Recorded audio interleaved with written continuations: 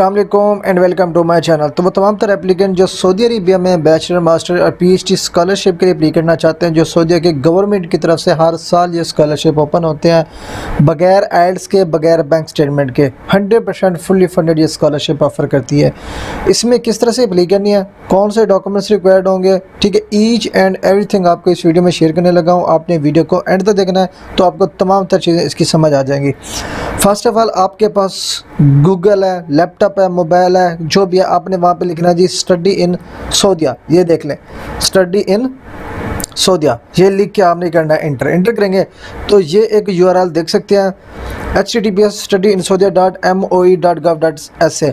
ये इनकी जो है ना ऑफिशियल वेबसाइट है जहाँ से आपकी स्कॉलरशिप की एप्लीकेशन सबमिट होती है। अब क्या करना है, ये अरबिक में लिखा हुआ है, इस पर आपने करना है जी क्लिक करेंगे तो इसकी ऑफिशियल जो वेबसाइट है वो यहाँ पे ओपन हो जाएगी। ये अरबिक में ओपन होगी। यहाँ पे 3 डॉट्स पे आपने क्लिक करके इसको ट्रांसलेट कर लेना है इनटू इंग्लिश में, ठीक है, ताकि आपके लिए आसानी हो। अब ये जो है ना सऊदी की ऑफिशियल जो सरकारी या गवर्नमेंट जो वेबसाइट्स है जहाँ पे स्कॉलरशिप की एप्लीकेशन आप फाइनलाइज करते हैं, इसी वेबसाइट से जो है ना आपको एप्लीकेशन जो है ना फाइनल सबमिट करनी पड़ती है, ठीक है। उसके बाद मैं यहाँ पे आपको बताता हूँ कि क्या क्या स्टेप्स आपने प्रोसीड करने हैं। फर्स्ट बार यहाँ पे देखें, उन्होंने खुद यहाँ पे लिखा हुआ है कि पहले तो आपने अपना अकाउंट क्रिएट करना है और अपना जो है ना डिग्री प्रोग्राम सिलेक्ट करना है। सिलेक्ट कर लिया, उसके बाद आपने अपनी एप्लीकेशन सबमिशन जब एप्लीकेशन करने लगेंगे तो आपको जो रिक्वायर्ड डॉक्यूमेंट्स हैं वो आपने अपलोड करने हैं, ठीक है। जब आप अपलोड करोगे, एप्लीकेशन सबमिट करोगे, उसके बाद आपका जो official admission and visa process होगा वो इनिशिएट होगा।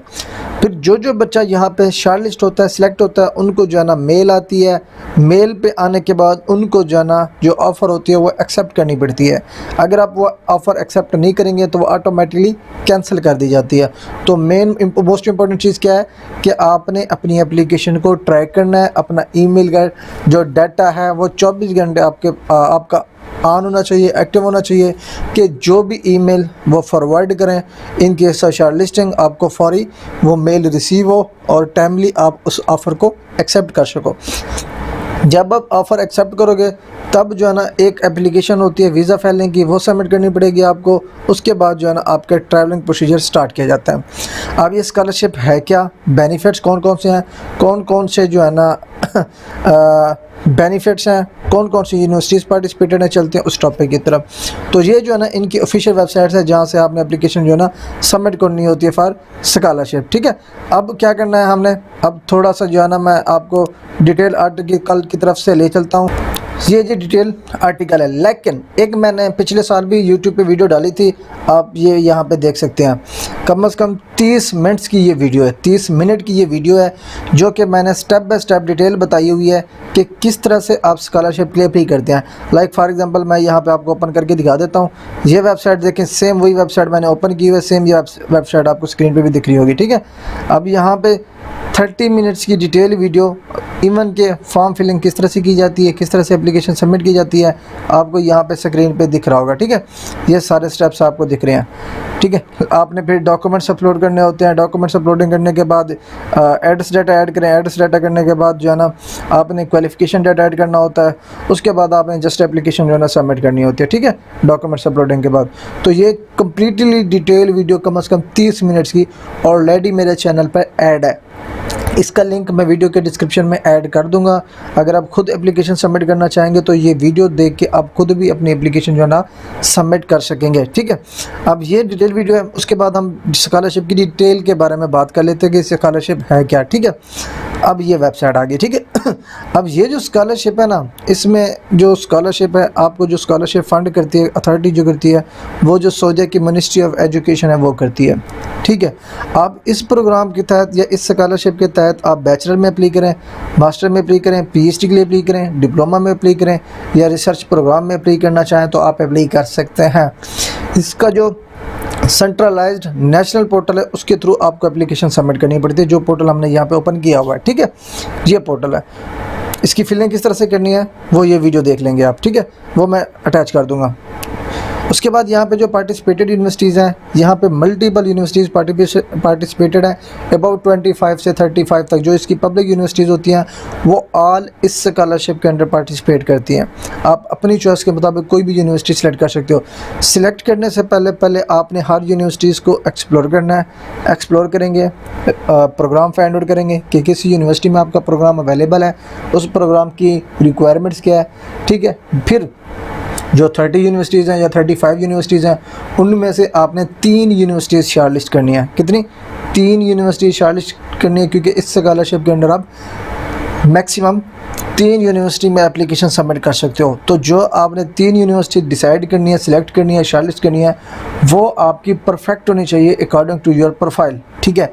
जहाँ पे आपकी प्रोफाइल फिट बैठ रही हो, जहाँ पे आपके चांसेस ऑफ सिलेक्शन ज़्यादा हों।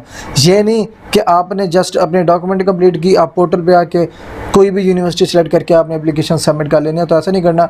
उससे पहले आपने यूनिवर्सिटीज़ को एक्सप्लोर करना है, हर यूनिवर्सिटी को देखना है, हर यूनिवर्सिटी की रिक्वायरमेंट देखनी है, उसके बाद उस यूनिवर्सिटी को शॉर्टलिस्ट करके नोट कर लेना है। फिर जब आप फॉर्म फिलिंग की तरफ आओगे, फिर जो है ना वो यूनिवर्सिटी आपने सिलेक्ट करनी है ड्यूरिंग एप्लीकेशन सबमिशन।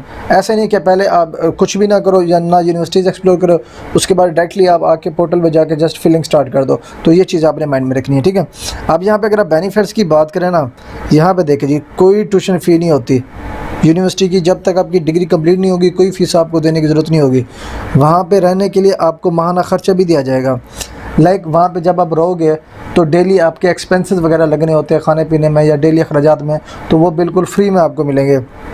उसके साथ साथ आपको वहाँ की रिहाइश भी बिल्कुल फ्री में मिलेगी, रिहाइश भी बिल्कुल फ्री में मिलेगी। उसके अलावा सालाना आप घर आएंगे, वापस जाएंगे, उसकी टिकट भी आपको बिल्कुल फ्री में मिलेगी। उसके अलावा यहाँ पे हेल्थ इंश्योरेंस भी आपको मिलेगी। उसके अलावा जब आप वहाँ पे पहुँचेंगे, पहुँचने के बाद जो इनिशियल जो एक्सपेंसेस वगैरह लगने होते हैं सेटलमेंट में, वो भी आपको फ्री में मिलेंगे। उसके अलावा लेबॉर्ट्रीज़ का एक्सेस, लाइब्रेरीज़ का एक्सेस, रिसर्च इंफ्रास्ट्रक्चर, ये तमाम तर चीज़ें आपको बिल्कुल फ्री में एक्सेस प्रोवाइड की जाती हैं, ठीक है। तो ये जो स्कॉलरशिप है जिसको हम कहते हैं सऊदीया गवर्नमेंट स्कॉलरशिप, ये almost 100% free and fully funded scholarship होता है, जो कि तमाम इंटरनेशनल स्टूडेंट स्पेशली पाकिस्तानियों को ऑफ़र किया जाता है। अभी यहाँ पे देखें जी यहाँ पे आप किसी भी डिपार्टमेंट में अप्लाई करें, साइंस एंड टेक्नोलॉजी है, इंजीनियरिंग डिपार्टमेंट है, हेल्थ साइंसेज है, बिजनेस स्कूल हो गया, इस्लामिक हो गया, तो किसी भी डिपार्टमेंट में आप अप्लाई करना चाहें अप्लाई कर सकते हैं। हर डिपार्टमेंट यहाँ पे अवेलेबल है, ठीक है। उसके अलावा थोड़ा सा नीचे स्क्रॉल करेंगे तो यहाँ पे एलिजिबिलिटी क्राइटेरिया, इसमें तमाम इंटरनेशनल स्टूडेंट अप्लाई कर सकते हैं इंक्लूडिंग पाकिस्तानीज़। जो बैचलर की एज है वो मैक्सिमम 25 ईयर्स है, जो मास्टर की एज है वो अप्रॉक्सीमेट 30 ईयर्स है, और जो पीएचडी के लिए अप्लाई करना चाहता है उसकी एज जो है ना मैक्सिमम 35 ईयर्स होनी चाहिए, इससे ज़्यादा नहीं होनी चाहिए, ठीक है। जो बैचलर में अप्लाई करेगा उसके पास एफएससी की डिग्री होनी चाहिए, जो एमएस एमफिल के लिए अप्लाई करेगा उसके पास बैचलर की डिग्री होनी चाहिए, जो पीएचडी के लिए अप्लाई करेगा उसके बाद मास्टर की डिग्री होनी चाहिए, जिसको हम एमएस एमफिल भी कहते हैं। अब यहाँ पे डॉक्यूमेंट्स की रिक्वायरमेंट कौन सी है? एक आपके पास वैलिड पासपोर्ट होना चाहिए, ये मैंडेटरी डॉक्यूमेंट्स हैं, विदाउट पासपोर्ट आप अप्लाई नहीं कर सकते। मेडिकल फिटनेस सर्टिफिकेट आपने बनवानी है। अब ड्यूरिंग एप्लीकेशन आपको ये नहीं बनवानी पड़ती, लाइक मैंडेटरी नहीं है, ठीक है। आप बाद में भी बनवा सकते हैं। इवन कि ये जो पुलिस क्लियरेंस सर्टिफिकेट है ये भी बाद में बनवा सकते हैं, लेकिन ये दो लास्ट में 2 डॉक्यूमेंट्स है, ये मोस्ट इंपॉर्टेंट हैं, जो इसको हम लेटर रिकमेंडेशन कहते हैं, ये आपने अपने टीचर से बनवाने होते हैं। और SOP स्टेटमेंट ऑफ पर्पज़ आपने राइट करना होता है। जब आप स्टेटमेंट ऑफ पर्पज़ राइट करेंगे, जो आपने 3 यूनिवर्सिटीज़ शॉर्टलिस्ट की हैं उसी ही यूनिवर्सिटीज़ से जो प्रोग्राम फाइंड आउट किए हैं, सिलेक्ट किए हैं, फिर जब आप SOP राइट करने लगोगे तो SOP में आपने तीनों यूनिवर्सिटीज़ को जो है ना मेंशन करना है कि क्यों इस यूनिवर्सिटी को सिलेक्ट किया, इस प्रोग्राम को क्यों सिलेक्ट किया, इस यूनिवर्सिटी में क्यों पढ़ना चाहते हैं, ये स्कॉलरशिप आपके लिए क्यों बेनिफिशियल है, आपकी मोटिवेशन क्या है। तो आपने तीनों यूनिवर्सिटीज़ का टच SOP में ऐड करना है, ठीक है। ये जो है ना मोस्ट इंपॉर्टेंट डॉक्यूमेंट्स है आपका। अब मैक्सिमम स्टूडेंट जो पूछते हैं जी यहाँ पे तो आइल्स की रिक्वायरमेंट है बड़ी, तो जो सऊदी का गवर्नमेंट स्कॉलरशिप होता है उसकी आइल्स की रिक्वायरमेंट मैंडेटरी नहीं होती। आप जो है ना जिसको हम कहते हैं मीडियम ऑफ इंस्ट्रक्शन, ठीक है, मीडियम ऑफ इंस्ट्रक्शन MOI और इंग्लिश प्रोफिशिएंसी लैंग्वेज सर्टिफिकेट, जो हम लास्ट ग्रेजुएटेड यूनिवर्सिटी स्कूल और कॉलेज से लेते हैं, उसी की बेस पे आप अप्लाई कर सकते हो, ठीक है। उसके अलावा अगर आप अरेबिक लैंग्वेज में भी पढ़ना चाहते हो तो अरेबिक लैंग्वेज में के लिए भी अप्लाई कर सकते हो, लेकिन उसके लिए भी ना आइल्स की ज़रूरत है ना टोफल की ज़रूरत है। यहाँ पे आपको 1 साल के लिए जो उसका प्रिपरेटरी कोर्स है वो यहाँ पे कराया जाता है। किसका? लैंग्वेज प्रिपरेटरी कोर्स, जो कि 1 साल के लिए आपको पहले पढ़ाया जाता है। जब आपकी लैंग्वेज प्रिपरेशन हो जाती है फिर आपका जो बेसिक कोर्स है वो स्टार्ट किया जाता है, ठीक है। अब ये एप्लीकेशन जो ओपन है, बैचलर की 14 जून 2026 लास्ट डेट अप्लाई होगी और मास्टर और पीएचडी की 31 अक्टूबर 2026 लास्ट डेट अप्लाई होगी। एप्लीकेशन का मेथड ये है, ठीक है। यूनिवर्सिटी शॉर्टलिस्ट करे, प्रोग्राम फाइंड आउट करे, उसके बाद अकाउंट रजिस्टर करेंगे स्टडी इन सऊदीया प्लेटफार्म के ऊपर, जो मैंने यहाँ पे ओपन किया हुआ है। इस प्लेटफार्म पे किस तरह से क्रिएट करना है ये वीडियो मैंने यहाँ पे बनाई हुई है, ये वीडियो आपने देख लेनी है।